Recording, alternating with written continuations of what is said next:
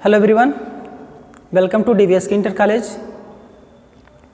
आज हम सीखेंगे मेसोपोटामिया में लेखन कला का विकास। आप जानते हैं कि किसी चीज़ को लिखने की आवश्यकता क्यों पड़ती है? किसी भी वस्तु को चीज़ों को लिखने की आवश्यकता क्यों पड़ती है? जैसा कि हम सब जानते हैं कि लेखन कार्य तभी शुरू हुआ होगा जब समाज को अपने आय व्यय अर्थात आयात निर्यात लेन देन इन सब चीज़ों की जानकारी देनी पड़ती होगी किसी को।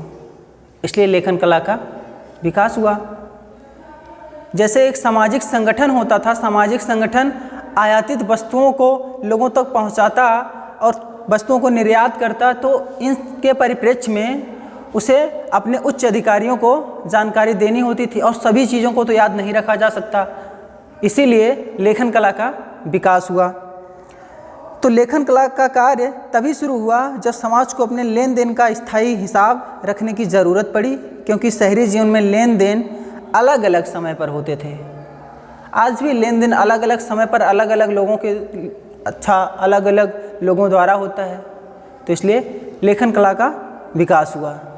आप एक चीज़ ध्यान दीजिए, सभी समाज के पास अपनी एक भाषा होती है। वो कोई भी समाज हो, उसके पास अपनी एक भाषा होती है। तो जब किसी भी समाज के पास अपनी एक भाषा होगी तो उसकी उच्चरित ध्वनियाँ एक विशिष्ट अर्थ प्रकट करेंगी। किसी भी समाज के पास यदि उसकी भाषा होगी तो निश्चित है किसी भी समाज के पास उसकी एक विशिष्ट भाषा होती है और वह भाषा, उस भाषा की उच्चरित ध्वनियाँ एक विशिष्ट अर्थ प्रकट करती हैं। इसे मौखिक या शाब्दिक भावाभिव्यक्ति कहते हैं। जैसे मैं यहाँ बोल रहा हूँ तो मैं बोल रहा हूँ, ये मौखिक भी हो गया। यदि मैं लिख दूँ तो यह शाब्दिक हो गया। तो इस प्रकार हम कह सकते हैं कि शाब्दिक भावाभिव्यक्ति मौखिक भावाभिव्यक्ति से ज़्यादा अलग नहीं है। अर्थात मैंने बोला कि सभी समाज की भाषा होती है और मैंने लिख दिया सभी समाज की भाषा होती है। सभी समाज की अपनी भाषा होती है, भाषा होती है। तो यह मेरे मौखिक भावाभिव्यक्ति, मेरे जो मन में था मैंने उसको जो ऐसे ही वाणी से बोलकर कहा और मेरे लिखने में कुछ ज़्यादा अंतर नहीं है, कुछ ज़्यादा अंतर नहीं है। अंतर है तो बस इतना कि मैंने जो अपनी भावाभिव्यक्ति करी उसको मैंने एक शब्दों या फिर कह सकते हैं चिन्हों के माध्यम से यहाँ सजा दिया। कैसे आप जानेंगे कि ये सा है? तो ये तो एक चिन्ह हो गया ना, ये सा एक चिन्ह है, ये भा एक चिन्ह है। तो इसी प्रकार से लेखन कला का विकास हुआ। आगे देखिए, जब लेखन या लिपि के बारे में बात की जाती है तो उसका अर्थ है उच्चरित ध्वनियाँ जो दृश्य संकेतों या चिन्हों के रूप में प्रस्तुत की जाती हैं। जैसा कि अभी मैंने आपको बताया कि जब लेखन या लिपि के बारे में बात की जाती है तो उसका अर्थ होता है किसी भी भाषा की ध्वनियाँ दृश्य संकेतों या चिन्हों के रूप में प्रस्तुत किया जाना। आगे देखिए, मेसोपोटामिया में जो पहली पट्टिका पाई गई है वह लगभग 3200 ईसा पूर्व की है। यह एक महत्वपूर्ण बिंदु है। मेसोपोटामिया में जो पहली पट्टिका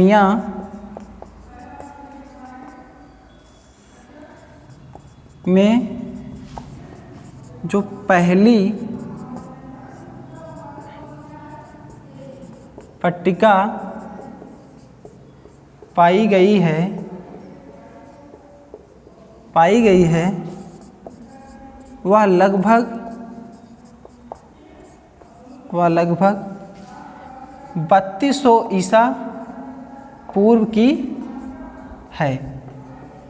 हमने आपको इसके पहले वीडियो क्लास में बताया था कि मेसोपोटामिया की सभ्यता में प्रथम ज्ञात भाषा सुमेरियन थी, अर्थात सुमेरी थी। तो जो ये पट्टिका पाई गई है, जाहिर सी बात है ये सुमेरी भाषा में है। इसके आगे देखिए, इस पट्टिका की जो ऊंचाई थी, इस पट्टिका की ऊंचाई 3.5 सेंटीमीटर या उससे कम थी। एक महत्वपूर्ण बिंदु ये है, इस पट्टिका की ऊंचाई, इस पट्टिका की ऊंचाई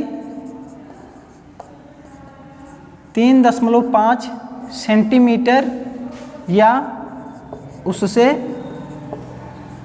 कम है। इस पट्टिका की ऊंचाई 3.5 सेंटीमीटर या उससे कम है। पट्टिकाओं पर बने संकेत, जो पट्टिकाओं पर संकेत बने हैं, क्योंकि हम संकेतों के माध्यम से ही भाषा और लेखन प्रणाली का विकास हुआ ऐसा जानते हैं। तो जो पट्टिकाओं पर संकेत हैं,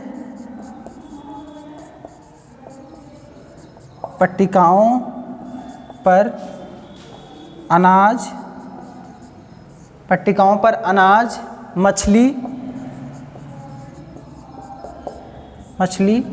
व नाव के संकेत हैं, व नाव के संकेत हैं। मेसोपोटामिया में जो पहली पट्टिका पाई गई है वह लगभग 3200 ईसा पूर्व की है, जिसकी ऊंचाई या उन पट्टिकाओं की ऊंचाई 3.5 सेंटीमीटर या उससे कम है। एक पट्टिका तो पाई नहीं गई है, लगभग हज़ारों पट्टिकाएँ या फिर लाखों पट्टिकाएँ पाई गई हैं, तो उनकी ऊंचाई 3.5 सेंटीमीटर या उससे कम है। लगभग 500 पट्टिकाएँ ऐसी हैं जो पढ़ी जा सकी हैं, उसके बारे में हम आगे जानेंगे। तो जो पट्टिकाएँ हैं लगभग 3200 ईसा पूर्व पाई गई हैं, उनमें चित्र जैसे चिन्ह और संख्याएँ दी गई हैं। जैसे मैंने बताया, चित्र जैसे चिन्ह जैसे अनाज, मछली व नाव, और संख्याएँ भी दी गई हैं उनमें। वहाँ बैलों, मछलियों और रोटियों आदि की लगभग 5000 सूचियाँ मिली हैं। ऐसी 5000 पट्टिकाएँ मिली हैं जिसमें बैलों, मछलियों और रोटियों आदि की बात हुई है, जो वहाँ के दक्षिणी शहर उरूक के मंदिरों में आने वाली और वहाँ से जाने वाली चीज़ों की सूची होंगी। ये संभावना की जाती है कि वहाँ के दक्षिणी शहर उरूक के मंदिरों में आने वाली और जाने वाली चीज़ों की सूची होंगी। उस पर क्या है? बैलों, मछलियों और रोटियों की लगभग 5000 पट्टिकाएँ प्राप्त हुई हैं। आगे देखिएगा, मेसोपोटामिया के लोग मिट्टी की पट्टिकाओं पर लिखा करते थे। इसके बारे में एक छोटी सी जानकारी। मेसोपोटामिया के लोग जो मिट्टी की पट्टिकाओं पर लिखा करते थे, वे मिट्टी को गीला कर लेते, फिर इतनी बड़ी बड़ी पट्टिकाएँ बनाते और उस पर उसे सूखने से पहले ही लिखा करते थे। उन पट्टिकाओं को सूखने से पहले ही उस पर लिखा करते थे और प्रत्येक छोटे या बड़े हिसाब के लिए अलग अलग पट्टिकाएँ इस्तेमाल की जाती थीं। जैसे किसी का छोटा हिसाब है या किसी का बड़ा हिसाब है, प्रत्येक हिसाब के लिए अलग अलग पट्टिकाएँ इस्तेमाल की जाती थी। और जब हिसाब पूरा हो जाता था, लेन देन पूरा हो जाता था, उच्च अधिकारी तक यह बात पहुंच जाती थी, तो उन पट्टिकाओं को फेंक दिया जाता था। यही कारण है कि मेसोपोटामिया की सभ्यता में खुदाई के फलस्वरूप बहुत सारी पट्टिकाएँ मिली, चूँकि हर पट्टिका हर लेन देन के लिए एक अलग पट्टिका होती थी। तो आप आगे देखिए, मेसोपोटामिया के लोग मिट्टी की पट्टिकाओं पर कीलाकार चिन्ह बनाते थे। ये एक महत्वपूर्ण बिंदु है।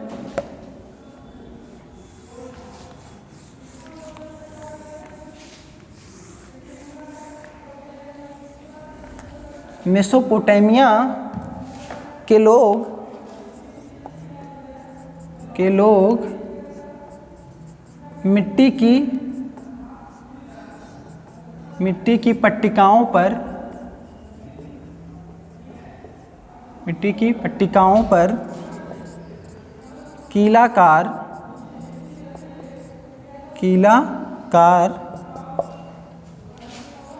कीलाकार अर्थात क्यूनिफॉर्म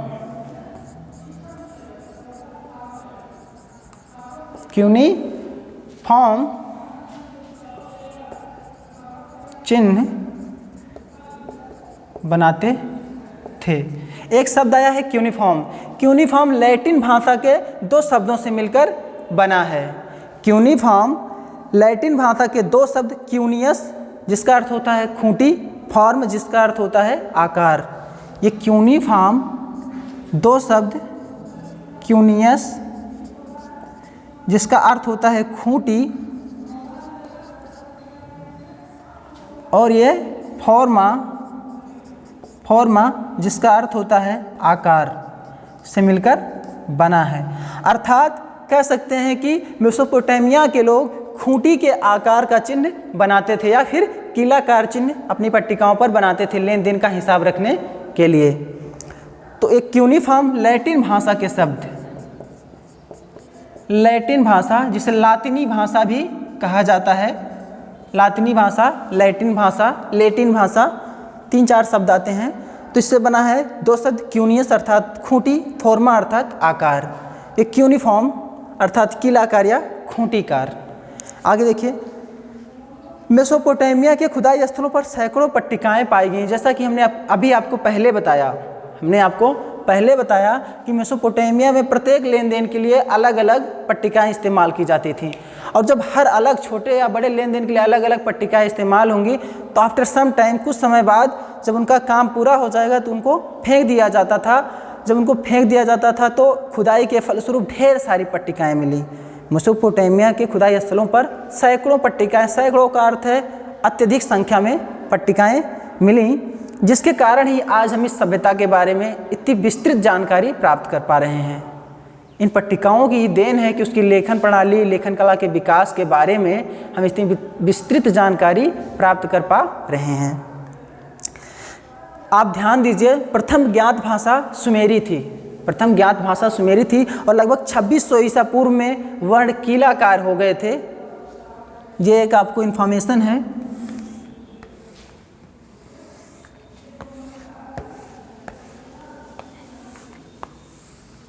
लगभग 2600 ईसा पूर्व में, लगभग 2600 ईसा पूर्व में वर्ण कीलाकार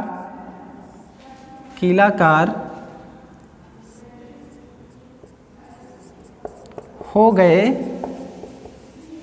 थे। और भाषा क्या थी? भाषा सुमेरी थी।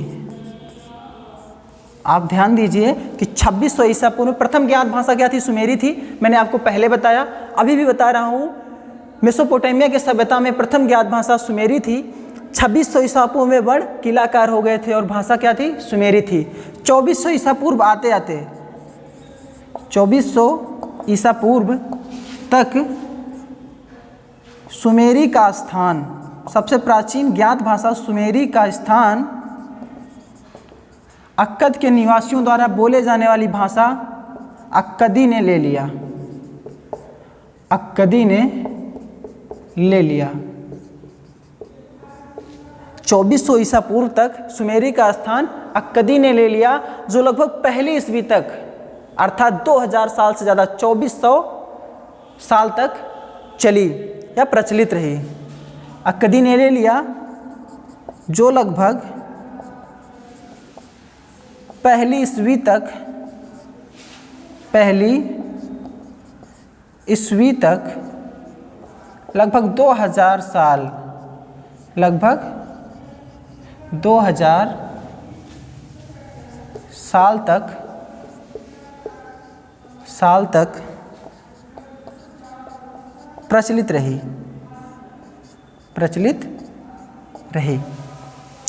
लगभग 2000 साल तक क्या प्रचलित रही।